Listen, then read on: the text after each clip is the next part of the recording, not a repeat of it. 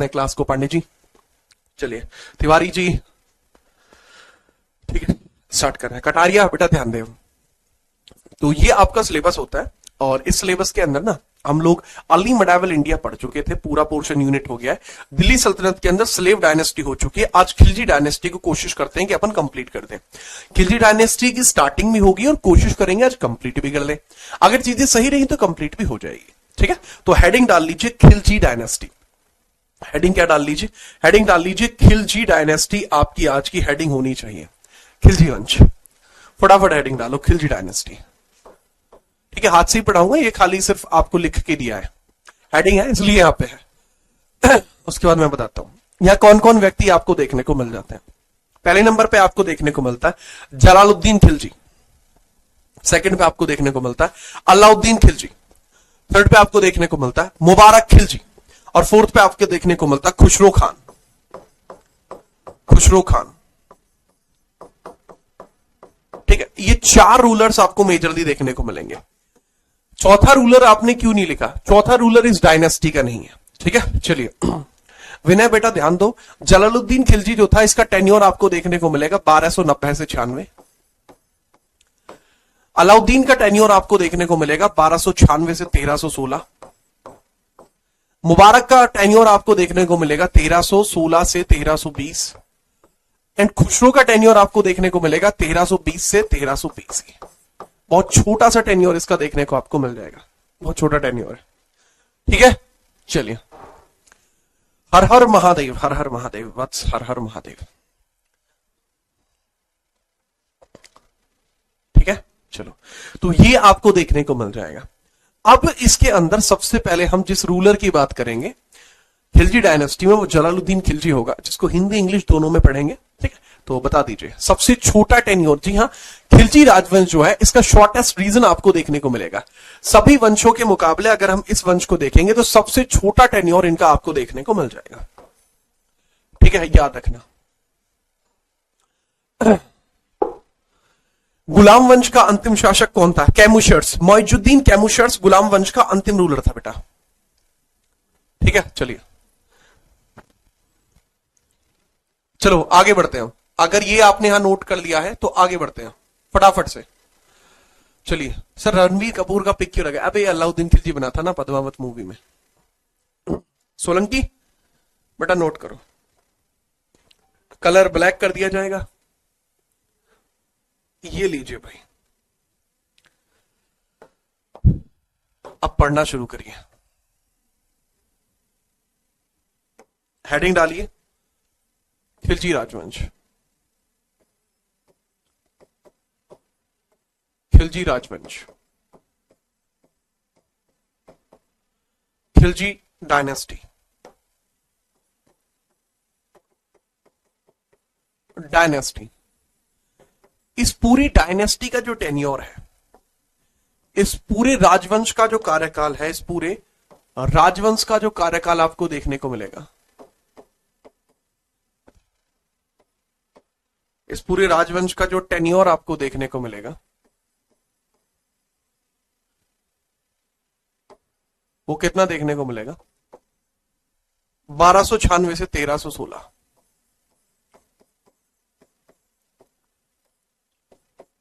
ठीक है बच्चे, ये इसका पूरा टेन्योर है। ठीक बात। तो इसका सबसे पहला शासक बोल लीजिए या संस्थापक बोल लीजिए, तो इसका संस्थापक आपको कौन देखने को मिलता है? जिसका नाम है जलालुद्दीन फिरोज खिलजी, इसका जो फाउंडर है जलालुद्दीन फिरोज खिलजी। फिरोज खिलजी,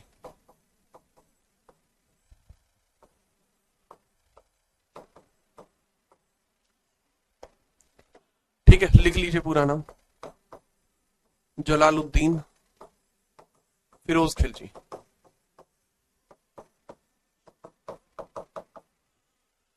क्लियर बात है जी सर। अब इसके उपनाम भी आपको देखने को मिल जाएंगे। उपनाम, उपनाम, सब नेम्स। अब सब नेम्स अगर आपको देखें तो इसमें आपको देखने को मिल जाएगा मलिक फिरोज। मलिक फिरोज भी इसी का नाम था, ठीक है, मलिक फिरोज इसी का नाम है, मलिक फिरोज, ठीक है। अब इसका जो टेन्योर है उसकी बात करते हैं कि जलालुद्दीन फिरोज खिलजी का टेन्योर कितना है। अच्छा, टेन्योर गलत लिख दिया है। अच्छा, लो भैया, छोटी मोटी गलती मान रहे हो क्या तुम ये? अरे मानेगा ना, ले भैया। अब जलालुद्दीन फिरोज खिलजी की बात अगर हम करें कि भाई जलालुद्दीन फिरोज खिलजी जो था, इसका कार्यकाल कितना रहा है? सर जी, इसका कार्यकाल अगर आप समझोगे तो आपको पता लगेगा कि वो 1290 से 96 तक है। पेपर में पूछा जा सकता है, ठीक है बेटा। अब अगर हम बात करें इसके महत्वपूर्ण कार्य कौन कौन से थे, महत्वपूर्ण कार्य पेपर में यही जरूरी होते हैं, महत्वपूर्ण कार्य, महत्वपूर्ण कार्य, इंपोर्टेंट वर्क्स, इंपोर्टेंट वर्क्स। तो भाई इसकी इंपोर्टेंट वर्क्स की चर्चा करते हैं। सबसे पहले इंपोर्टेंट वर्क्स की अगर हम बात करें कि इसके द्वारा क्या कुछ महत्वपूर्ण कार्य किए गए हैं, तो वो समझिए, ठीक है, वो समझिए कि जब ये गद्दी पर बैठा तो इसी के द्वारा गुलाम वंश के अंतिम शासकों की हत्या की गई थी। पहला point,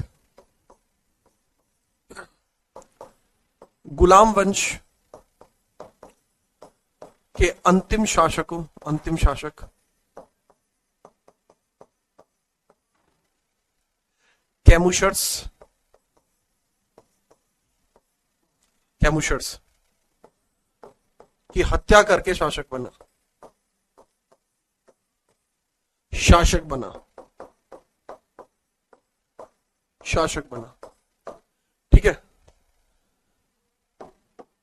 He got the throne after killing Camushers.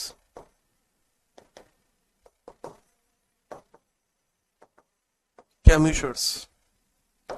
अच्छा, ऐसा नहीं है कि कैकुबाद की हत्या इसने नहीं की, कैकुबाद की हत्या भी इसी ने करी थी, कैकुबाद की हत्या भी इसी ने करी है। He also killed कैकुबाद, यहां पे लिख रहा हूं, कैकुबाद की हत्या भी इसी ने करी है। दूसरा पॉइंट लिख लो, कैकुबाद की हत्या भी इसी ने करी थी,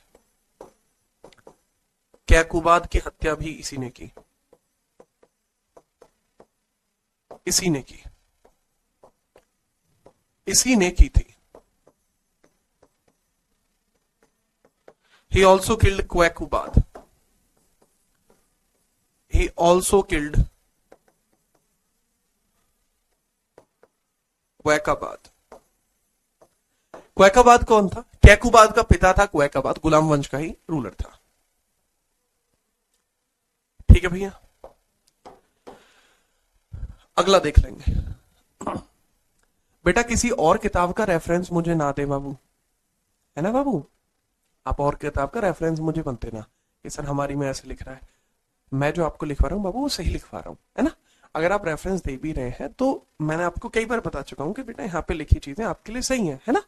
मैं बुरा नहीं मान रहा हूं, उसमें कह रहा हूं कि आप एक चीज को समझ नहीं पा रहे हो, समझो, ठीक है। तो थोड़ा सा ध्यान दीजिए कि किस तरीके से आपको थोड़ी चीजों को समझना है, आप बिल्कुल ध्यान नहीं दे पा रहे। अब यहां ध्यान देने वाली बात है वो समझिए। तीसरा पॉइंट, इसका राज्याभिषेक जो था, इसका राज्याभिषेक, राज्याभिषेक, राज्याभिषेक या कोरोनेशन,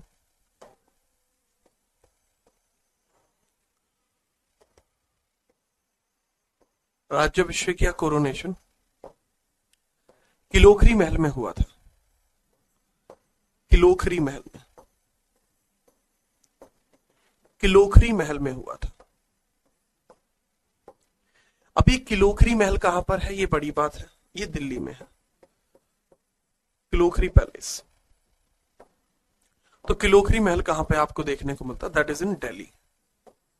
ये आपको दिल्ली में देखने को मिल जाता है। ठीक है, कहां देखने को मिल जाता है? ये आपको दिल्ली में देखने को मिल जाता है।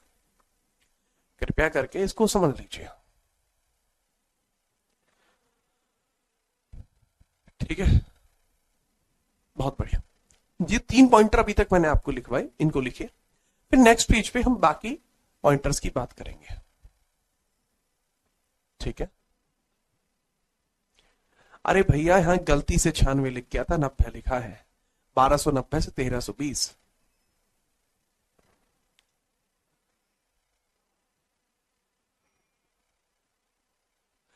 अब पूछा जाए किलोखरी महल किसने बनवाया था? इसका निर्माण क्वैकाबाद ने करा था। इसी के द्वारा, क्वैकाबाद के द्वारा इसका निर्माण किया गया था। तो ये जो किलोखरी महल है, इसकी स्थापना किसने कराई है? इसकी स्थापना क्वैकाबाद ने कराई है, यही कैकुबाद ने कराई है। कैकुबाद, इसकी स्थापना कैकुबाद ने कराई है।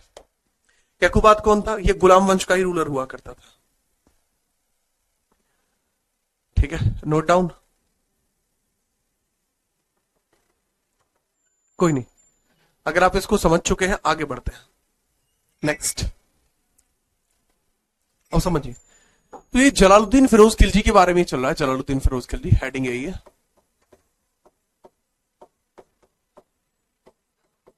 फिरोज खिलजी, यही चल रहा है।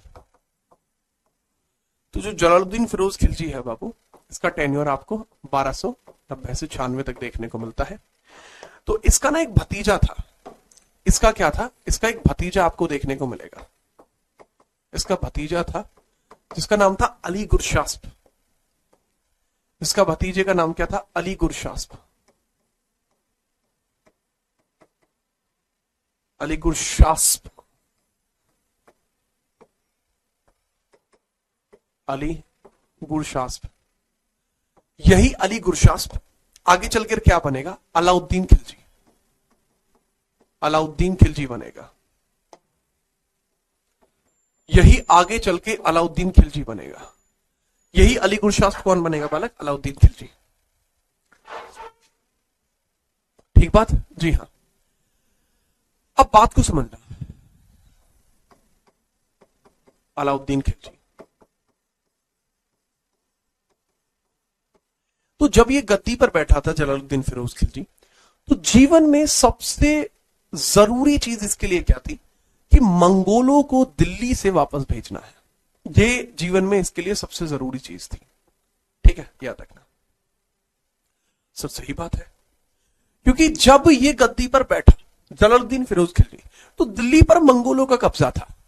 है सर, क्या कह रहे हो बेटा? याद करो, जब बलबन अपने अंतिम समय में था तो मंगोलों ने हमला किया था। जी हाँ, वो हमला अभी तक प्रभावी था। मंगोल भारत के अलग अलग क्षेत्र पे आ चुके थे, उत्तर प्रदेश तक आ चुके थे मंगोल। तो मंगोलों को भगाना सबसे ज्यादा जरूरी था। ठीक है, याद रखना। तो याद रखना, इसका जो भतीजा है 1292 में अली गुरशास्प का एक आक्रमण होता है, मालवा आक्रमण। मालवा आक्रमण, मालवा आक्रमण किसके द्वारा? अली गुरशास्प के द्वारा। इसी के द्वारा, अली गुरशास्प द्वारा। अली गुरशास्प द्वारा। और मालवा पे क्यों आक्रमण किया था? क्योंकि मालवा में बहुत सारे मंगोल थे। यहां इसके द्वारा मालवा को हरा दिया गया। यहां इसने मंगोलों को भगा दिया। मंगोलों को मालवा से बाहर कर दिया, बाहर किया, और बहुत सारे मंगोलों को कैद कर लिया। कुछों को कैद कर लिया, कुछ को कैद किया। अब यहां पूरी बात को इंग्लिश में लिख लेना। इंग्लिश में स्पेन से लिख रहा हूं। In 1292 Malwa attack by Ali Gurshasp he defeated he defeated Mongols and captured few. कुछों को हरा दिया और कुछों को गिरफ्तार कर लिया। ठीक है, याद रखना। अब अगर किसी भी ऐसे बच्चा है, कोई बच्चा है जिसने पद्मावती मूवी देखी है, तो जो पद्मावती मूवी स्टार्ट करोगे तो उसमें क्या होगा कि ये जो रजा मलिक है, ठीक है, ये जो व्यक्ति है रजा मलिक, ठीक है, ये जो व्यक्ति है रजा मलिक, ये वहां पे बैठा होगा रजा मलिक, ठीक है, और ये कहता है कि दिल्ली पर तो मैं भी कब्जा कर लूं, कि दिल्ली पर तो मैं भी कब्जा कर लूं, लेकिन मसले की बात तो कमबख्त ये मंगोल है। तो रणबीर सिंह आके कहता है खिलजियों के लिए तो खुदा से भी लड़ सकता है अलाउद्दीन, ये वो कहता है। तो फिर रजा मलिक कहता है इसको कि अपने इरादों को इतना बुलंद मत करो अलाउद्दीन कि उसी के बोझ तले दफन हो जाओ। तब अलाउद्दीन कहता है कि ऐसी कोई मिट्टी ही नहीं बनी जो अलाउद्दीन को दफन करे। बाकी लोग कहते हैं वल्लाह वल्लाह, ठीक है। तो ये बेसिकली वहां का इंसिडेंट है। तो यहां मैं आपको ये बताना चाह रहा हूं कि वो जो बातें चल रही थी उस बीच में, वो बातें ये थी कि मंगोलों पर अटैक कौन करेगा। तो मंगोलों पे अली गुरशास्प यानी अलाउद्दीन खिलजी अटैक करता है और उन सभी को, मंगोलों को भारत से भगा देता है, कुछों को कैप्चर कर लेता है। समझ में आई बात? तो ये वहां के डायलॉगों की मैंने आपको डायलॉगबाजी करके दिखाई है जो वहां की थी। अब यहीं पर समझना, जितने भी मंगोलियां गिरफ्तार किए गए सभी मंगोलों को दिल्ली लाया जाता है और उनसे इस्लाम कबूल करवाया जाता है। ठीक है, याद रखिएगा, सभी मंगोलों को, या फिर यहां जितने भी गिरफ्तार किए गए मंगोल थे, मंगोलों को लगभग 2000 मंगोल थे, वो 2000 मंगोलों को दिल्ली लाया गया,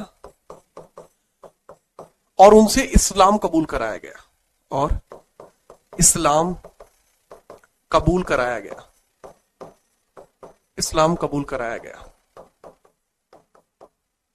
ठीक है, याद रखना, Mongols forced to accept Islam in Delhi, accept Islam in Delhi। ठीक है, जबरदस्ती उनसे इस्लाम कबूल कराया जाता है। जब जबरदस्ती उनसे इस्लाम कबूल कराया जाता है, अबे रजा मलिक एक्टर है, मैं बता रहा था कि वो फिरोज शाह खिलजी का रोल निभा रहा है उसमें, ध्यान पता नहीं क्या है इनका। अबे जो फिरोज खिलजी है ना, उसका रोल निभाया रजा मलिक ने। ए बाबू यार, कैसी बात करो तुम्हारे सामने तो एक बात करनी ही बेकार है। अब मैं किसी मूवी की बात नहीं करूंगा आपके सामने, ना, अब नहीं बोलूंगा, गलती से बोल दिया भैया, मेरे मुंह से निकल गई। अब मैं किसी का नाम नहीं बोलूंगा। कल्पना, यहां ध्यान दे लो तुम। अब जहां पर इन 2000 मंगोलों को दिल्ली लाया गया और इस्लाम कबूल कराया गया, उस स्थान को जलालुद्दीन फिरोज खिलजी ने मंगोलपुरी नाम दिया। इस स्थान को, जहां पे ये सब हुआ, इस स्थान को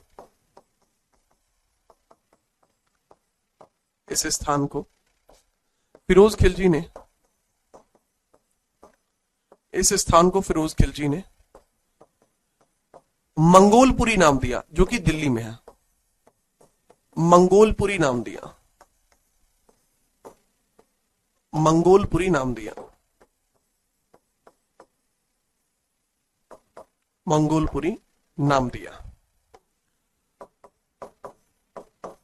ठीक है, तो जहां पर सब इन मंगोलों ने इस्लाम कबूला था, इसको एक नाम दे दिया गया मंगोलपुरी। ठीक है, याद रखना।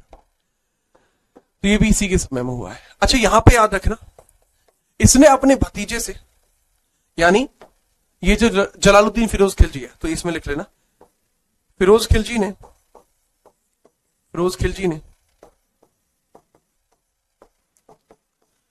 अपने भतीजे से अपनी बेटी मेहरुनिशा का विवाह किया। खिलजी ने अपनी बेटी मेहरुनिशा का विवाह किया। ने अपनी बेटी मेहरुनिशा का विवाह भतीजे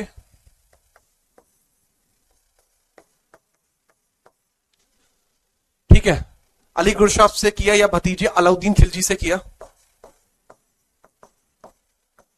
अलाउद्दीन से किया। अलाउद्दीन से किया,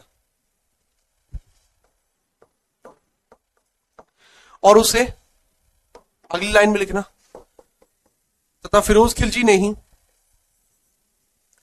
अलाउद्दीन खिलजी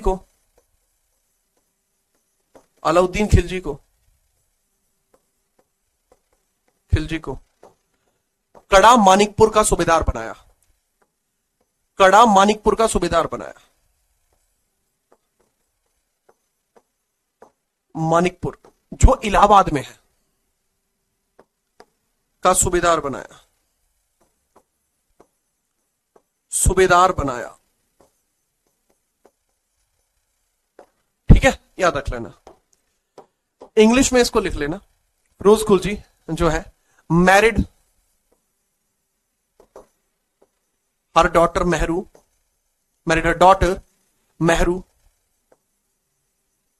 मेहरू निशा टू अलाउद्दीन, जो उसका भतीजा था। Next line, he appoint Alauddin Khilji as governor of Manikpur,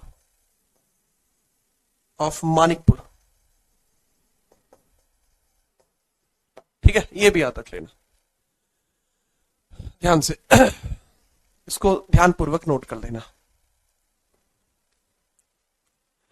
sir ये तो आज ही पता लगा, उसको मंगोलपुरी क्या बोलते हैं। हाँ बेटा, अभी तो बहुत कुछ आपको पता लगेगा। ठीक है, इसको नोट करिए।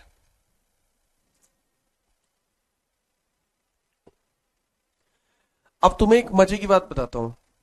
क्लास में एक दीक्षा नाम का बच्चा है, पहले पूछ रहा है क्या पीएससी प्री के लिए पढ़ सकते हैं, फिर पूछ रहा है क्या एमपीपीएससी के लिए पढ़ सकते हैं, अलग अलग लिख रहा है लड़का। ठीक है, इसका यही समझ में नहीं आ रही है कि ये जो चल रहा है अभी फिलहाल में पढ़ना जरूरी है। एग्जाम तो बाद में दोगे, पहले तो पढ़ोगे ना, पर नहीं। कैसे बच्चे हैं यार ये, थोड़ा ध्यान दिया करो बाबू। ठीक है, नोट करिए फटाफट, नोट हो जाए तो बताइएगा।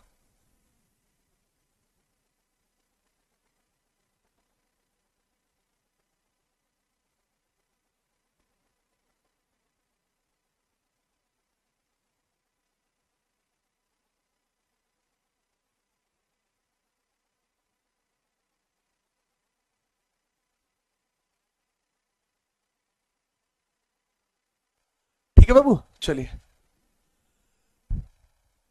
सर काड़ा जहां दर्शन करने जाते हैं, हाँ बेटा काड़ा मानिकपुर जहां दर्शन करने जाते हैं, प्रयागराज में ये जगह है, बड़ी फेमस जगह है आज की डेट में। ठीक है, इसको नोट कर लीजिएगा। ओके बेटा, नोट हो गया, बहुत सही। इसके बाद अब आगे समझिएगा, जो जलालुद्दीन फिरोज खिलजी था ना, ये थोड़ा ना कंजूस आदमी था। कैसा था? कंजूस आदमी था। अब ये चीज मैं आपको लिख के बता रहा हूं, अगला पॉइंटर है उसी के बारे में। जलालुद्दीन फिरोज खिलजी,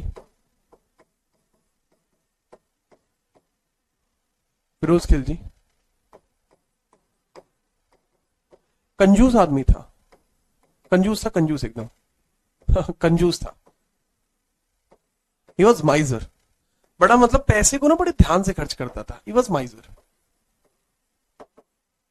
मतलब इसको पता होना चाहिए कि मेरा पैसा कहां जा रहा है। Greedy, he was माइजर, greedy. ठीक है, माइजर भी कंजूस होता है, या ग्रीडी भी लिख लेंगे, लालची। कंजूस होना माइजर होना होता है। ठीक है, ग्रीडी मतलब लालची होता है, दोनों में फर्क है। तो ये क्या है कि वो माइजर था। ठीक है, याद रख लेना। अब इसके बाद क्या लिखेंगे, इसके बाद नेक्स्ट पॉइंट क्या लिखेंगे बाबू, वो लिख रहे हैं उसके द्वारा दीवान ए वकूफ की स्थापना की जाती है। दीवान ए वकूफ की स्थापना की गई, दीवान ए वकूफ की स्थापना की गई। वकूफ, दीवान ए वकूफ की स्थापना की गई। ए वकूफ की स्थापना की गई,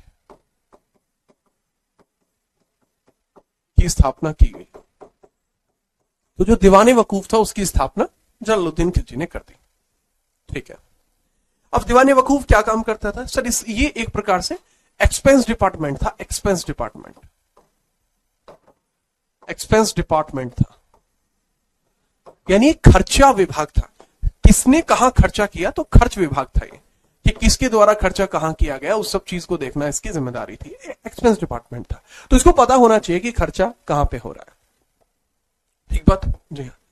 अब याद रखना, यही इसकी मौत का कारण बनेगा कि इसको सारा खर्चा चाहिए, ग्रीडी है, पैसा चाहिए, लालची था एकदम, वो सारी चीज इसको चाहिए। ठीक है, चलिए अब बहुत ध्यान देना आगे। 1296 में अलाउद्दीन खिलजी के द्वारा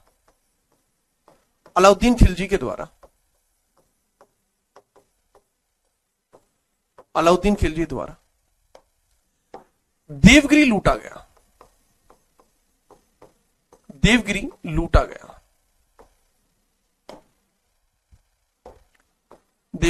गया। देवगिरी साउथ इंडिया में एक स्थान आपको देखने को मिलता है, लेकिन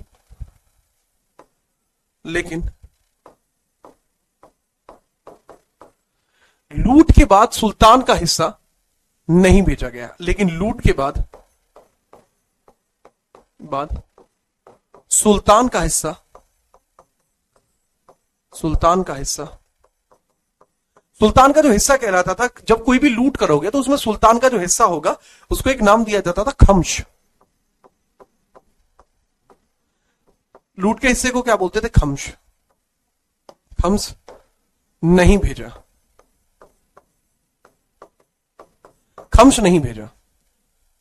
तथा काड़ा मानिकपुर चला गया, तथा अलाउद्दीन कड़ा मानिकपुर ही चला गया। कड़ा मानिकपुर चला गया, मतलब देवगिरी लूटा और मानिकपुर चला गया। तो जो खम्श है वो नहीं पहुंचा। खम्श क्या होता है, 20% हिस्सा होता है कि अगर आप चोरी करोगे तो उसमें से 20% हिस्सा जो है वो सुल्तान को बेचना होगा। इसने वो 20% हिस्सा खम्श का नहीं भेजा। सुल्तान की बुद्धि खराब हो गई कि बताओ, कल का लौंडा मेरा भतीजा, ठीक है, मेरा दामाद भी है, उसको मैंने मानिकपुरी की सूबेदारी दिलाई, देवगिरी लूट के आ रहा है, पैसे नहीं भिजवा रहा, ऐसे हमारे सामने इतनी बदमाशी। तो इसने कहा, बदमाशी नहीं मित्र, असला हम भी रखते हैं पहलवान। ठीक है, जब इतना हुआ तो अब अपना हिस्सा लेने के लिए फिरोज खिलजी खुद जाएगा, कहां पे, कड़ाया मानिकपुरी में। इसको इंग्लिश में लिख लेना, ठीक है। Alauddin looted Devagiri but didn't send खम्श टू सुल्तान।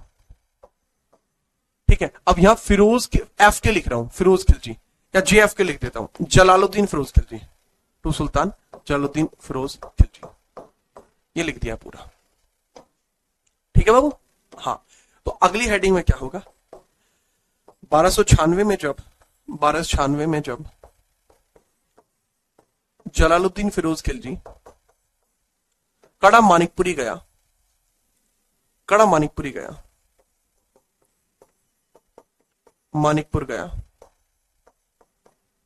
मानिकपुर गया, अलाउद्दीन खिलजी ने वहीं उसकी हत्या कर दी। अलाउद्दीन खिलजी ने वहीं उसकी हत्या कर दी, वहीं उसकी हत्या कर दी, वहीं उसकी हत्या कर दी, हत्या, वहीं उसकी हत्या कर दी तथा खुद सुल्तान बन गया, खुद सुल्तान बन गया, खुद सुल्तान बन गया, खुद सुल्तान बन गया। ठीक है, याद रखना, लिख लीजिए। इन 1296 Jalaluddin Firoz Khilji killed by Alauddin Khilji, Jalaluddin Firoz Khilji killed by Alauddin Khilji इन कड़ा Manikpur in Kada Manikpur,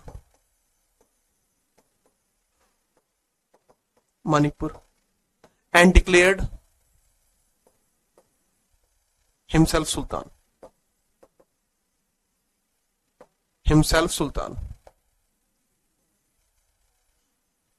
Sultan.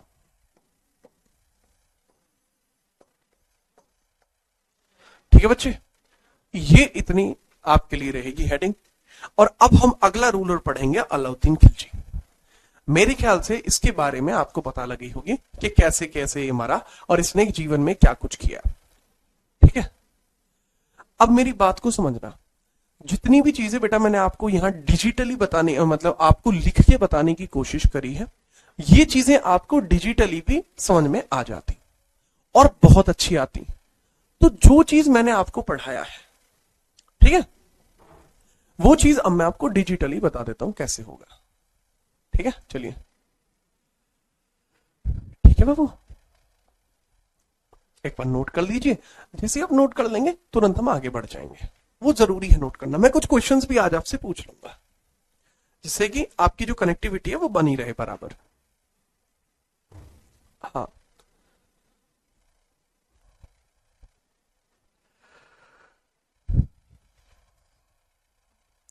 Okay Sharma ji, Sharma से क्या शर्माना है।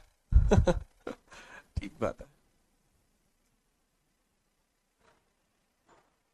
सर। कड़ा मानिकपुर कहां में है बेटा? प्रयागराज में है। सर मेरा सीपीटी का पेपर है, मुझे कंप्यूटर चलाना नहीं आता। तो बेटा सीखिए, यहां कमेंट करने से कंप्यूटर चलाना नहीं आएगा। आगे बढ़िए, नोट कर दिया। अब बात को समझिएगा, इस चीज को कैसे समझोगे। तो जलालुद्दीन खिलजी की ये डिजिटल फाइल है जो आपको एक ही बार में समझा देगी। पूरे जलालुद्दीन खिलजी एक बार में खेल खत्म। जलालुद्दीन खिलजी खिलजी वंश का संस्थापक था, फाउंडर ऑफ खिलजी डायनेस्टी। राजधानी इसके द्वारा किलोखरी को बनाया गया जहां इसका राज्याभिषेक हुआ था। इसके द्वारा 2000 मंगोलों ने इस्लाम स्वीकारा तो इसको मंगोलपुरी नाम दिया गया। इसने स्थापना करी दीवाने वकूफ की। एक एक्सपेंस डिपार्टमेंट था, डिपार्टमेंट ऑफ एक्सपेंस, ठीक है, व्यय विभाग था एक तरीके का। इसकी मृत्यु का कारण 1296 में भतीजे व दामाद अलाउद्दीन खिलजी ने कड़ा मानिकपुरी प्रयाग में इसकी हत्या कर दी। बात खत्म। प्रयागराज में इसकी हत्या कर दी। क्लियर है बेटा? उम्मीद है कि आप समझ पाए होंगे। ये एक डिजिटल फाइल बहुत होती है, लेकिन डिटेल डिस्कशन आपको तब समझ में आता है जब मैं लिख के बताता हूं। आपको पता लगती है क्यों हत्या करी, क्या रीजन था। ठीक है, जो एक गधा है जो कह रहा है सर शॉर्ट में बताइए, बेटा ये लो, नंबर भी शॉर्ट में ही आएंगे तुम्हारे। ये लो शॉर्ट में आपके लिए। ये स्लाइड का जो मेथड है ना, आप जैसे बच्चों के लिए, ये जो कहते हैं सर शॉर्ट में बताइए, लिख ले भैया शॉर्ट में। जब नंबर शॉर्ट में आवे फिर मुझसे मत कहना कि सर स्लाइड से शॉर्ट में बताया था, क्योंकि आपको मैं डिस्कशन पहले ही आपको डिस्क्राइब कर चुका हूं। आगे बढ़िए, अब हम अगला नाम किसका देखेंगे। अब अगला नाम हम देखते हैं, अगला रूलर है हमारा Alauddin Khilji. Next ruler heading डाल लीजिए, अलाउद्दीन खिलजी। अलाउद्दीन खिलजी, अलाउद्दीन खिलजी।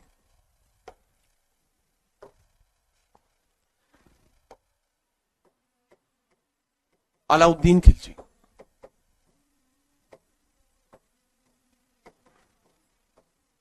ठीक है बाबू। अब अलाउद्दीन खिलजी का जो कार्यकाल है वो आपको पता होना चाहिए। कार्यकाल,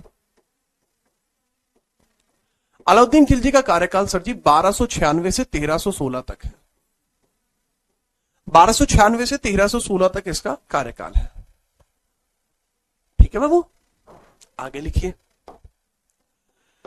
ये खिलजी वंश का दूसरा शासक है। खिलजी वंश का दूसरा शासक है। ये दूसरा शासक है,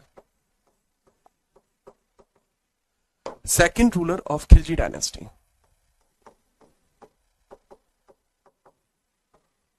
खिलजी डायनेस्टी,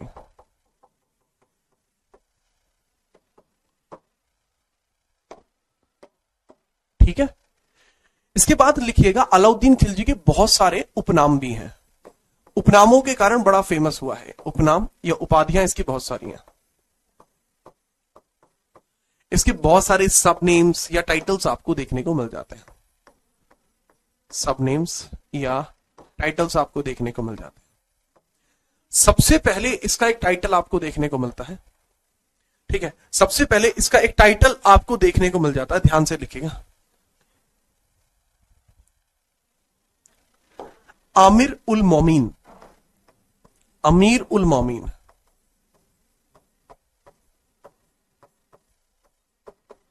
यामिन उल खिलाफत अल नसीरी, यामिनी उल खिलाफत अल नसीरी, अल नसीरी, यामिन उल खिलाफत अल नसीरी। और अगला है सिकंदर ए सानी, सिकंदर ए सानी,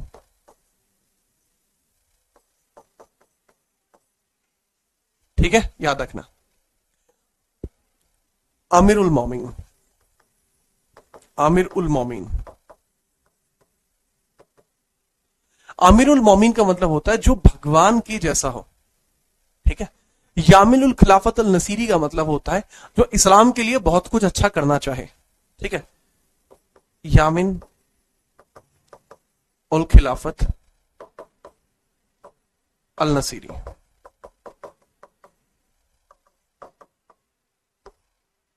सिकंदर ए सानी,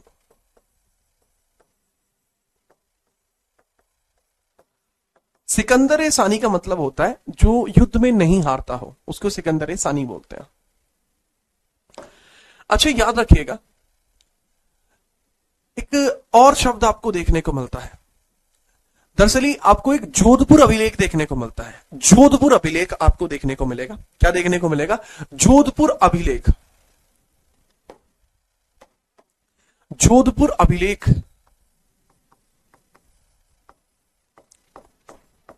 जोधपुर अभिलेख जो कि संस्कृत में लिखा हुआ है, that is Jodhpur inscription, inscription जो कि संस्कृत में लिखा हुआ है। वहां इसको देवतुल्य कहा गया है, अमीर उल मोमीन कहा गया है। ये किसमें लिखा हुआ? संस्कृत भाषा में, संस्कृत में है, और वहां भी इसका जिक्र किया गया है। यहां इसमें क्या है? खिलजी, खिलजी का है ये, अलाउद्दीन खिलजी का इसमें डिस्क्रिप्शन मिलता है। ये अलाउद्दीन खिलजी के बारे में, अलाउद्दीन खिलजी के बारे में है ये। इसमें इंस्क्रिप्शन किसका? अलाउद्दीन खिलजी का है, ठीक है। इसमें इसको देवतुल्य कहा गया है। इसमें इसको क्या कहा गया है? जोधपुर इंस्क्रिप्शन में अलाउद्दीन खिलजी को क्या कहा गया? देवतुल्य, like gods, like gods, like gods, देवतुल्य। सर इसका बचपन का नाम बता दो। क्या कहूं मैं तुमसे, है? लिख ले भैया बचपन का नाम। कैसे कैसे बच्चे हैं यार, बताओ। बचपन का नाम पीछे वाले पेज पे नहीं बताया था बाबू, सो रहे थे तब। बचपन का नाम है इसका अली गुरशास्त्र।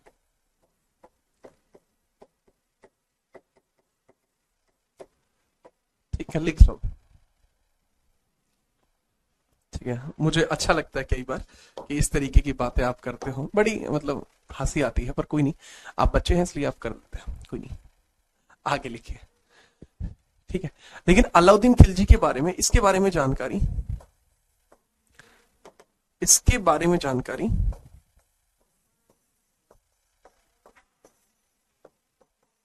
इसके बारे में जानकारी के स्रोत, इसके बारे में जानकारी के स्रोत, source of information, information, information कि हमें जानकारी इसके बारे में कहां से मिली। ठीक है, पहला तो जोधपुर अभिलेख से मिली। जोधपुर अभिलेख किसने लिखा है बेटा, ये नहीं पता, ठीक है। आपको जो बता रहा हूं पहले ये याद कर लो, वो बाद में याद कर लेना, है ना। हाँ, तो इसके बारे में जानकारी के स्रोत है। पहली एक बुक आपको देखने को मिलती है, बुक तारीख ए फिरोज शाही, जो जियाउद्दीन बर्नी ने लिखी है। तारीख ए फिरोज शाही, इसमें इसका जिक्र किया गया है, जो जियाउद्दीन बर्नी ने लिखी है, फिरोज शाह के टाइम पर लिखी थी। जियाउद्दीन बर्नी, जो जियाउद्दीन बर्नी ने लिखी है, वो तब लिखी थी जब फिरोज शाह तुगलक का टाइम चल रहा था। एक बुक और देखने को मिलेगी आपको, सेकंड बुक है, बुक का नाम ख्वाजनाइल फुतूह, ख्वाजनाइल अफुतूह, ए फुतूह, ख्वाजनाइल फुतूह, इसको भी लिख लीजिए। ख्वाजनाइल फुतूह आमिर खुसरो ने लिखी है, आमिर खुसरो ने लिखी है। आमिर खुसरो को तोताए हिंद कहा जाता था। आमिर खुसरो के बारे में जानकारी आगे दी जाएगी, ठीक है बाबू। आमिर खुसरो जी के बारे में जानकारी आगे दी जाएगी कि कौन है। इसको तोता ए हिंद कहते थे। क्या बोलते थे इसको? तोता ए हिंद, पैरट ऑफ इंडिया। तोता ए हिंद भी बोला जाता था, पैरट ऑफ इंडिया, क्योंकि इन्होंने 7 राजाओं का दरबार देखा है। इसने क्या 7 किंग्स को देखा है? ही सी 7 किंग्स, ही सॉ 7 किंग्स। इसने 7 राजाओं के दरबारों को देखा है दिल्ली सल्तनत में, इसलिए इसको तोताए हिंद कहा जाता था। अच्छा, एक बात और याद रखना, ख्वाजनाइल फुतूह किताब में इसको एक नाम दिया गया है, सुल्तान ए जहां। इस किताब में क्या लिखा गया है? इस किताब में लिखना, इस पुस्तक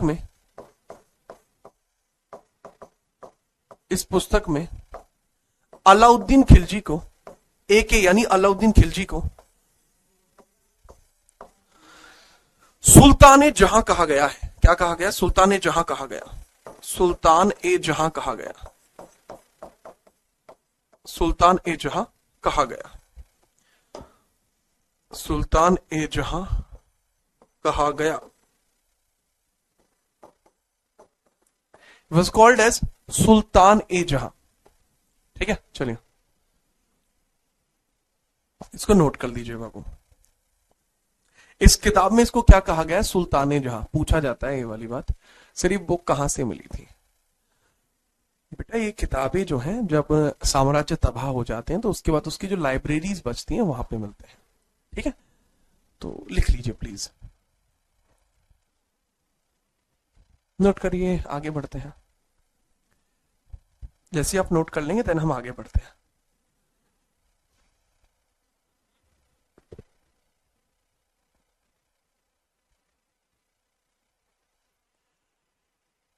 जब नोट हो जाए तो बताइएगा बच्चे। ये इसके बारे में जानकारी है।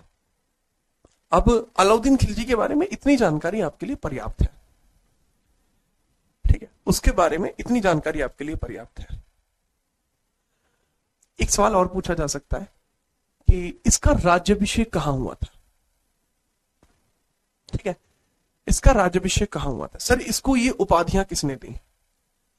ये 2 उपाधियां, पहली दूसरी, इसको खलीफा ने दी है। ये उपाधि इसकी वाइफ ने दी है।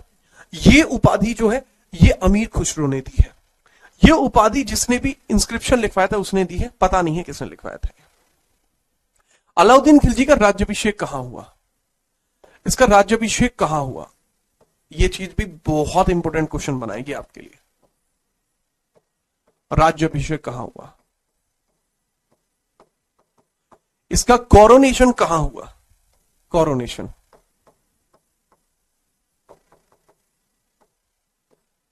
बेटा, इसका जो कोरोनेशन आपको देखने को मिलता है वो बलबन के लाल महल में देखने को मिलता है। बलबन के लाल महल में, लाल महल में। अब ये बलबन रेड पैलेस कहां पे है? Balban red palace, red palace, ये रेड पैलेस आपको देखने को मिल जाएगा दिल्ली में। कहां है? दिल्ली में आपको देखने को मिल जाएगा। वहीं इसका राज्याभिषेक हुआ था। ठीक है, किलोखरी में नहीं हुआ था, किलोखरी में इसके चचा जान का हुआ था। हाँ बच्चे, अबे रेड फोर्ट नहीं है लौके सोलंकी, रेड पैलेस है बेटा। ठीक है, उम्मीद है आप समझ पाए होंगे।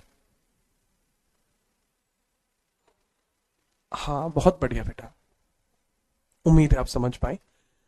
अब ये चीज आप डिजिटली भी समझ सकते हैं। ये डिजिटली जो चीज मैंने आपको बताई है ये डिजिटली है, ये थोड़ी सी कम होती है, लेकिन क्या होता है कि ये एग्जाम टाइम के लिए अच्छी होती है।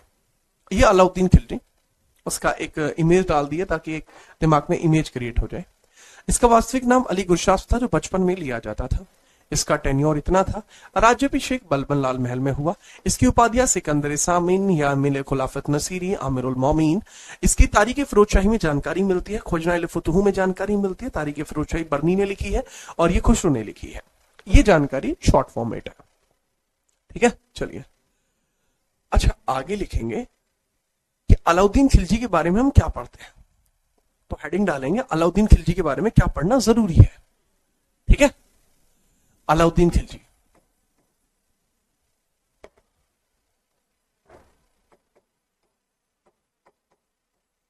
तो जो अलाउद्दीन खिलजी है बच्चे,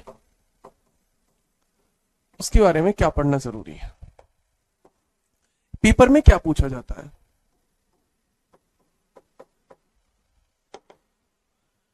इसके बारे में पेपर में बड़ी इंपॉर्टेंट सी चीज पूछी जाएगी। या तो पूछा जाएगा इसके अभियान, या तो इसके सैन्य अभियान पूछे जाएंगे, या तो इसके सैन्य अभियान पूछे जाएंगे, या फिर पूछा जाएगा इसके प्रशासनिक परिवर्तन।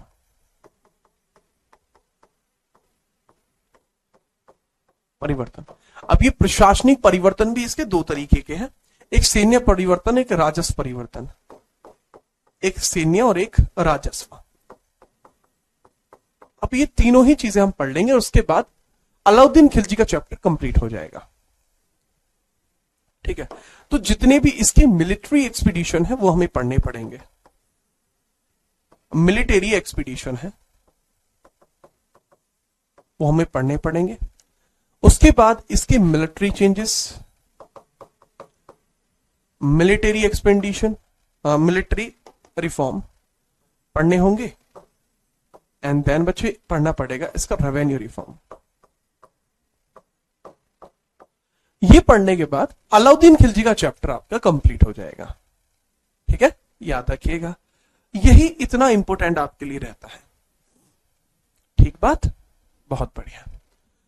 कल की क्लास में अलाउद्दीन खिलजी तो कंप्लीट होगा ही होगा, खिलजी डायनेस्टी भी कंप्लीट हो जाएगी, क्योंकि इसके बाद कोई और रूलर इंपॉर्टेंट नहीं बचेगा, मुश्किल से मुश्किल 5 मिनट का बचेगा।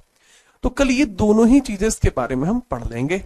उम्मीद करता हूं कि कल की क्लास में जब आप आएंगे एक अच्छे माइंडसेट के साथ अच्छे तरीके से पढ़कर आएंगे, ठीक है। याद रखना सर, इसको सिकंदर द्वितीय भी कहा जाता है, विश्वजीत यादव। बेटा मैं लिखने के लिए इसका नाम सिकंदर द्वितीय लिख दूंगा, लेकिन विजयनगर साम्राज्य जब आप पढ़ोगे तो उस समय आप बहमनीज के बारे में भी पढ़ोगे। तो बहमनियों में एक राजा आता है जिसका नाम है अलाउद्दीन बहमनी। उसको सिकंदर द्वितीय के नाम से ज्यादा जाना जाता था। उसका नाम बहमन शाह था, ठीक है, हसन गंगू था और अलाउद्दीन द्वितीय भी था, और सॉरी सिकंदर द्वितीय भी था। तो कृपया करके वहां पढ़ लेना, अपने आप को कंफ्यूज मत करो। अगर मैं कोई चीज आपको नहीं बता रहा हूं तो उसके पीछे का कारण भी है, ठीक है, याद रखिएगा, ठीक है बाबू।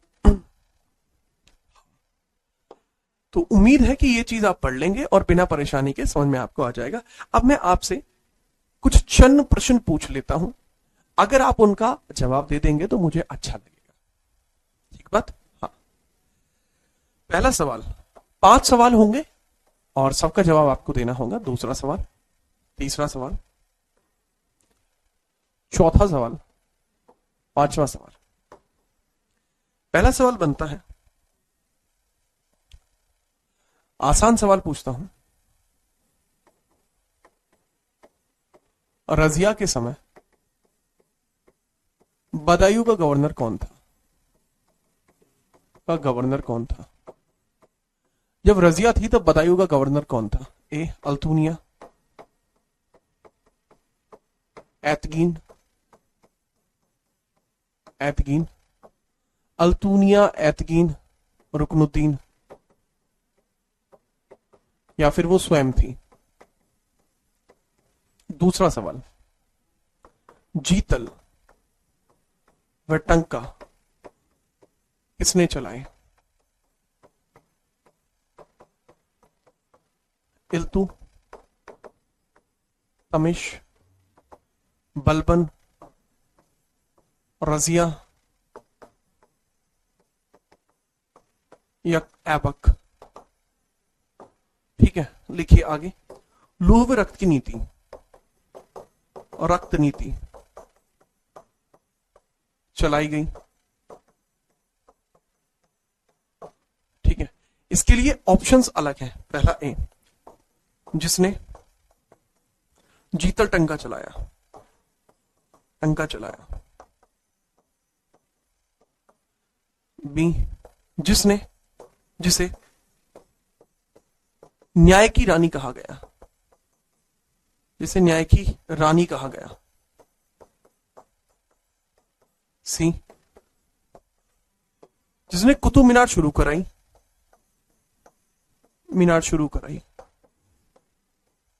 शुरू की। जिसने नवरोज चलाया,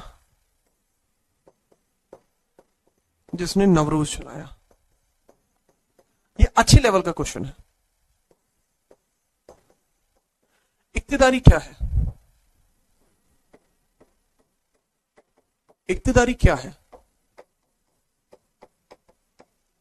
कर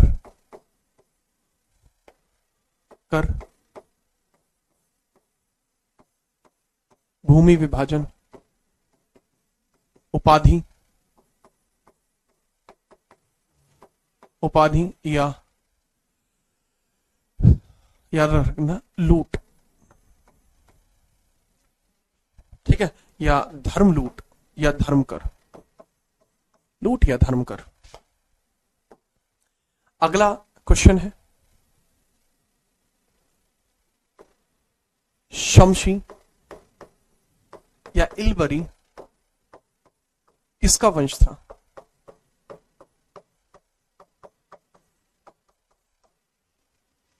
पहला फिरोज खिलजी, दूसरा ऐबक, तीसरा इल्तुतमिश या चौथा अलाउद्दीन खिलजी, अलाउद्दीन का। ये बेटा आपके सामने सवाल है, हर एक सवाल का आंसर देना है। ठीक है, चलो पहला, दूसरा, तीसरा, चौथा, पांचवा। जितनी देर में लोग स्लाइड नहीं लगा पाते इतनी देर में मैं क्वेश्चन लगा देता हूं। ठीक है, याद रखना। एक बच्चा कह रहा है सर थोड़ा कम पढ़ाया कीजिए। जिस सभाओं में या जिस क्लास में राणाओं में से कोई एक भी उपस्थित होता है वहां इस प्रकार की बातें नहीं की जाती। हमारे द्वारा पढ़ाए गए छात्र ना सिर्फ किसी एक एग्जाम में बल्कि जिस भी एग्जाम में बोलते हैं उस एग्जाम के खंड खंड कर देते हैं। तो आपके द्वारा कही गई ये बातें शोभा नहीं देती वत्स, याद रखिएगा। आप बताइए इसके बारे में। ठीक है, हाँ, जिस सभाओं में राणाओं में से कोई एक भी उपस्थित होता है। हाँ भाई हाँ, ऐसे ही था। पहले, दूसरा, तीसरा, चौथा, पांचवा। अब खलीफा कौन है? खलीफा के पद को 1924 में समाप्त कर दिया गया। ठीक है, ये सवाल का पैटर्न कैसा है बेटा? ये सवाल का नया पैटर्न है, ये सीजीएल मेंस में अटेम्प्ट कर सकते हैं। ये सीजीएल मेंस का पैटर्न है, ये सीजीएल मेंस का पैटर्न है। ये जो क्वेश्चन है ये दिल्ली पुलिस स्पेशल है। ये क्वेश्चन जो है ये आपका सीजीएल का पैटर्न है। इक्तिदारी क्या होती है ये भी आपका ये सीडीएस का पोर्शन है, लगभग सीडीएस में आते हैं ऐसे सवाल। शमशी अलबरी वंश किसका है? ये जीडी या दिल्ली पुलिस का पोर्शन है। ठीक है, और इसको कई बार रेलवे में पूछा गया, रेलवे में भी पूछा गया। ठीक है, अब बात करते हैं आंसर्स की।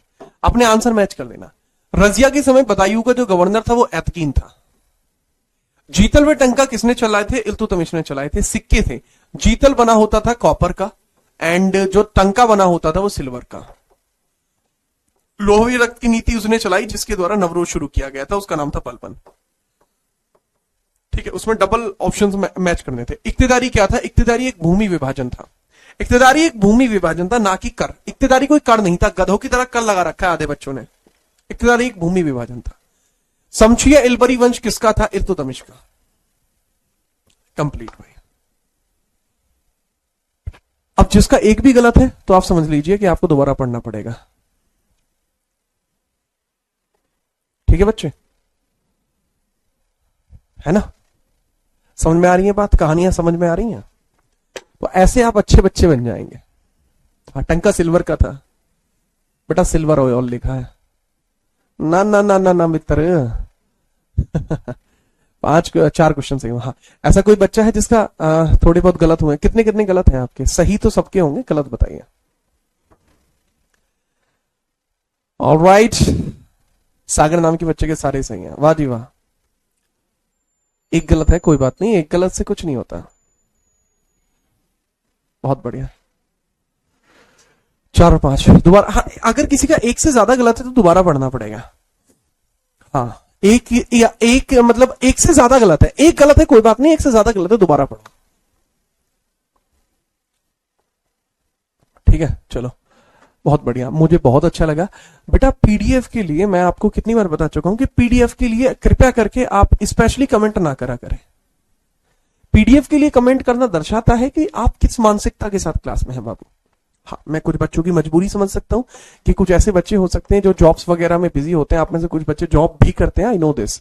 आप में से कुछ ऐसे बच्चे हैं जो फीमेल्स हैं, और हाँ, मेरी क्लास ऐसे बच्चे भी देखते हैं जो फीमेल्स हैं और उनके पास कई प्रकार के काम भी होते हैं। कई बार जो इनके पास काम ज्यादा होते हैं, जैसे घर के काम भी इनको करने होते हैं, तो घर के काम की वजह से आप नोट्स नहीं बना पाते, आई नो दिस। आप लोग नोट्स नहीं बना पाते, जो जॉब्स करते हैं वो भी नोट्स नहीं बना पाते, इतना टाइम नहीं दे पाते। ठीक है, तो ऐसी परिस्थिति में जो पीडीएफ है ना, वो आपको नोट्स सेक्शन में मिल जाएगी। अगर नहीं मिली है, नहीं मिल पाई है, नहीं मिली तो क्या करना है भैया? अगर नहीं मिली है तो ये आपकी, मैं कोशिश कर रहा हूं कि जल्दी ही अपडेट करा दूं। समझ में आई बात? अगर नहीं मिली है तो मैं कोशिश कर रहा हूं, I am trying my best कि मैं इसको जल्दी से अपलोड करा दूं। ठीक बात, निश्चिंत रहिए। ओके, निश्चिंत रहिए, मैं इसको एज सून एज पॉसिबल मैं इसको अपडेट करा दूंगा। बात यह है बाबू, ठीक है? तो आप निश्चिंत रहिए, आपको पूरी तरीके से शांत रहना है। आपके लिए सभी कार्य मैं कर रहा हूं, ठीक है? आपको हथियार उठाने की जरूरत नहीं है जब तक मैं आपके समर्थन में आपके साथ हूं। ठीक है, चलो अब मिलते हैं कल। सर हाँ सर, किचन में काम था। अरे आपकी तो बात ही अलग है। ठीक है, सर 12 घंटे पढ़े, अब पढ़ने वाले 4 घंटे में पेपर निकाल लेते हैं बाबू। ठीक है, अब कल मिलते हैं आपसे। तब तक शांत रहिए, पढ़ते रहिए, अच्छे तरीके से पढ़िए। कोई दिक्कत हो आप मुझे बता सकते हैं। आपकी दिक्कत को दूर करना मेरी प्राथमिक जिम्मेदारी होगी। कोशिश करते हैं कि अगर कल टाइम बचा तो कल आपकी क्लास ले लेंगे, आपको पता लग जाएगा। ठीक है, सॉन्ग सुना दीजिए, कल सुनाते हैं। ठीक है, कल सुनाते हैं आपको, सैटरडे है तो कल अगर क्लास लगी तो सुना देंगे। ठीक है, बाकी तो तेरी नजर का सफर, बस इतना ही है जी। कल मिलते हैं, बाकी तब तक के लिए जय हिंद, वंदे मातरम, बाय बाय। अच्छे से पढ़िए।